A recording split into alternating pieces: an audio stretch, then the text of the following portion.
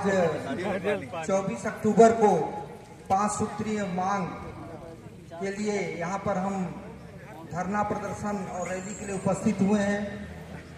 इस कार्यक्रम में उपस्थित प्रांतीय सह संचालकगण, प्रांतीय पदाधिकारी, जिला संचालक एवं सह संचालकगण, ब्लॉक संचालक एवं सह संचालकगण, समस्त पदाधिकारी, हमारे शिक्षक भाई और सबसे बड़ी बात, बहुत दिनों के बाद हमारी बहनें काफी संख्या में यहाँ पर उपस्थित हुई हैं। मैं सभी को अपनी ओर से, मैं वीरेंद्र तिवारी सभी को अपनी ओर से सादर प्रणाम करता हूँ, आपका अभिनंदन और स्वागत करता हूँ। आप सभी को बहुत बहुत धन्यवाद जो आप आज यहाँ पर उपस्थित हुए।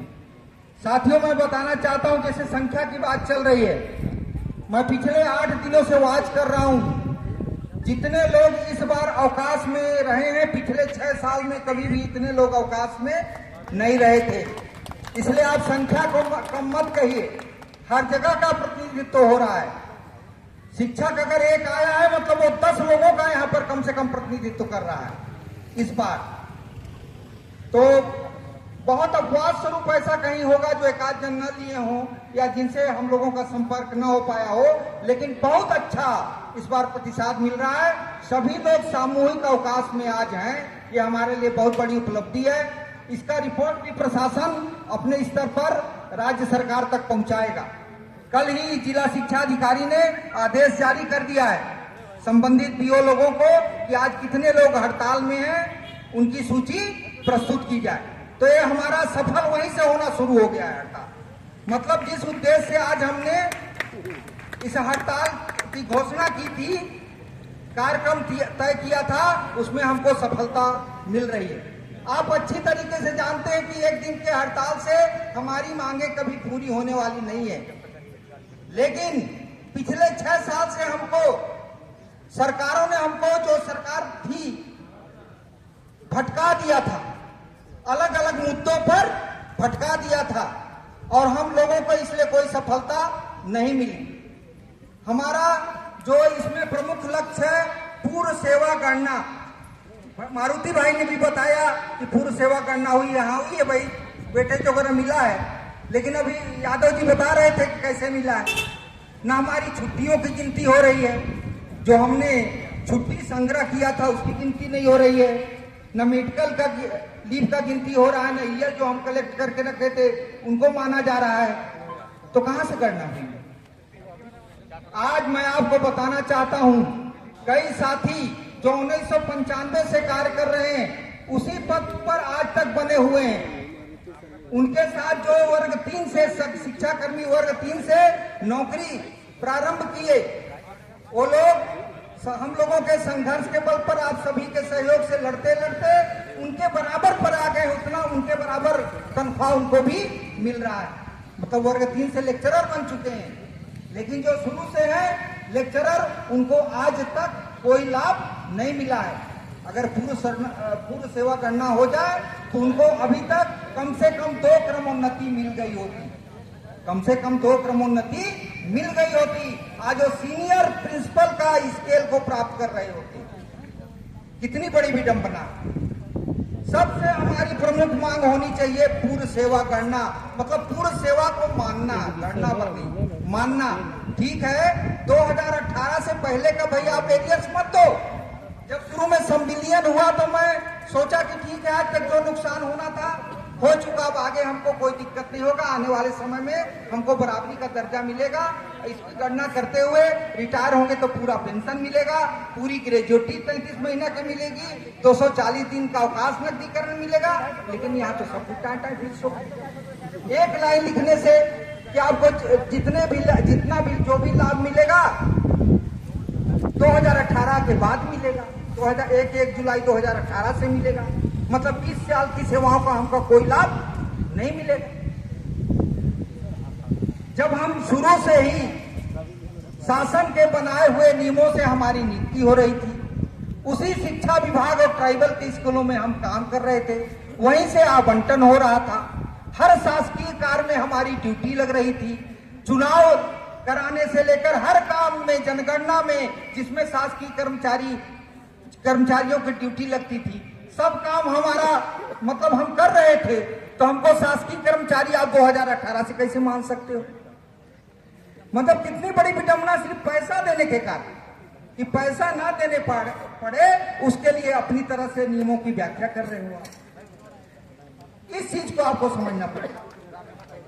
सबसे मैं फिर से आप लोगों को बताना चाहता हूं, सब लोग जानते भी हैं कि 500 रुपया से शिक्षा कर्मी की नौकरी प्रारंभ हुई थी, जो आज 500 वाले 50,000 पार कर चुके हैं, 600 वाले 60,000 पार कर चुके हैं, 700 वाले 70,000 पार कर चुके हैं। और पूरा संघर्ष के बल पर ही मिल रहा है। बहुत लड़ाई लड़ी गई थी, कई साथी निलंबित हुए, कितने साथी जेल में गए, कितने साथियों ने आमरण अनशन करते हुए अपने प्राणों की आहुति दे दी, तब जाकर के संविलियन प्राप्त हुआ है, तब जाकर के हम लोगों को संविलियन प्राप्त हुआ है। लेकिन कोई भी कल्पना नहीं कर सकता था। जैसे मारुति के एक बात से मैं सहमत हूं कि जैसे डॉक्टर रमन सिंह ने उस समय घोषणा किया कि संविलियन किया जाता था, लेकिन वो इस टेक्निकल चीज को नहीं जान रहे थे। उनको मालूम नहीं रहा होगा कि इनको पूरा लाभ नहीं मिलेगा 1 जुलाई 2018 से, कि इनको माना जाएगा पुरानी सेवाओं को, पुरानी छुट्टियों को कुछ भी काउंट नहीं किया जाएगा। उनको ये जानकारी नहीं रही होगी, लेकिन ये अधिकारियों का ही दिमाग है, अधिकारियों का ही दिमाग है कि गोल मोल एक पॉइंट लिख करके समस्त लाभ दे होंगे 1 जुलाई 2018 से करके सबको भ्रमित कर दिया, और उसको अपने तरीके से अभी व्याख्या करके दे रहे हैं। जो भाई बहन हमारे अभी रिटायर हो रहे हैं वो 0 पर जा रहे हैं। ऐसा हो सकता है कि शासकीय नौकरी 25 साल 30 साल करने के बाद आपको पेंशन 800-900 रुपए मिले? ये तो बहुत बड़ा भेदभाव है, बहुत बड़ा भेदभाव है। बहुत साथी हमारे सोचते हैं कि नहीं मिल जाएगा, अपने से मिलना हो तो मिल जाएगा, अपने से कुछ नहीं मिलने वाला है। उसके लिए हमको लड़ाई लड़नी पड़ेगी, फिर से वही स्फूर्ति दिखानी होगी, फिर से वही हमारे अंदर जोश होना चाहिए, उसी तरह से संघर्ष की भावना होनी चाहिए, वही ताकत दिखाना होगा, तब जाकर के हमको जो हमारा ये पूर्व सेवा करना को लेकर जो हमारे सहायक शिक्षकों की वेतन विसंगति है, क्रमोन्नति है, पूर्ण पेंशन है, इसको हम प्राप्त कर सकेंगे। भाइयों साथियों, मैं ये बताना चाहता हूं कि जो वेतन विसंगति की बात आती है सहायक शिक्षकों की, ये वेतन विसंगति 1996 से है, जब हमारा जन्म हुआ था। जैसे हमारे राजवाड़े सर बताए थे ना कि हमारा जन्म मुसीबत में हुआ था, मुसीबत में हम पैदा हुए थे, 500 रुपया में मुसीबत में पैदा हुए थे, उसी समय से विसंगति है। लेकिन हमारे जो अग्रज लोग थे उस विसंगति को वो लोग दूर नहीं किए, जबकि उनका कर्तव्य था। हम लोग तो विसंगतियों से संघर्ष करते करते ही आगे बढ़े। तो टोटल विसंगति थी 2018 तक, तो हमारी पूरी विसंगति थी। 2018 के बाद भी हमारी सेवाओं को, पुरानी सेवाओं को नहीं मान रहे, तो और अभी भी विसंगति कायम है। हमें प्रसन्न होने की जरूरत नहीं है कि आज 70,000 60,000 पा रहे हैं, क्योंकि आने वाला समय बड़ा बहुत मुसीबत वाला होगा। मुसीबत में जन्मे हैं और रिटायर होने के बाद फिर मुसीबत में चले जाएंगे। तो इसके लिए जो लोग अभी नहीं समझ पा रहे हैं, जो उपस्थित हैं, उनको समझाइए। वो हमारे साथ हैं, लेकिन फिर भी उनको अच्छे तरीके से बताना पड़ेगा कि अभी भी हमारे साथ अन्याय हो रहा है। वर्तमान में तो हम अपना ठीक से जीवन यापन कर ले रहे हैं, लेकिन भविष्य हमारा बहुत अंधकारमय है। इसके लिए हमें सचेत होना पड़ेगा। हम लोगों को 20 साल तक लंबी लड़ाई लड़नी पड़ी संविलियन से, संविलियन के लिए। 2003 में जब एक बार ऐसा लगा कि अब संविलियन हो जाएगा, माननीय योगी जी मुख्यमंत्री थे, समस्त विभागों के सचिव, समस्त पूरा मंत्रिमंडल वहां मौजूद था। प्रांताध्यक्ष ने वहां से मैसेज भेजा कि अभी नहीं तो कभी नहीं, इस बार हमको हड़ताल में डटे रहना है। लेकिन चूंकि पहली बार अल्टीमेटम मिला था, यहीं के वित्त मंत्री महोदय थे, सभी मंत्रियों ने मना कर दिया हम शिक्षा कर्मियों को अल्टीमेटम नहीं देंगे। तो हमारे यहाँ तत्कालीन जो उस समय वित्त मंत्री थे, आज स्वर्गीय हो चुके हैं, उनको श्रद्धांजलि अर्पित करते हुए बताना चाहता हूं कि उन्होंने अल्टीमेटम दिया था कि 3 दिन के भीतर अगर आप कार्य पर वापस नहीं लौटे तो आपकी सेवाएं समाप्त कर दी जाएंगी। उससे लोग भयभीत हो गए और हमारा हड़ताल भंग हो गया, जबकि प्रांतवादी ने भागने के बाद भी, अल्टीमेटम के समाप्त होने के बाद भी, समय समाप्त होने के 3 दिन बाद जाकर के हड़ताल वापसी की घोषणा की थी। अगर उस समय हम अगर अड़ गए होते तो मेरे को लगता है उसी समय हमारी मांग पूरी हो गई होती, तो 15 साल हमको और भटकना नहीं पड़ता।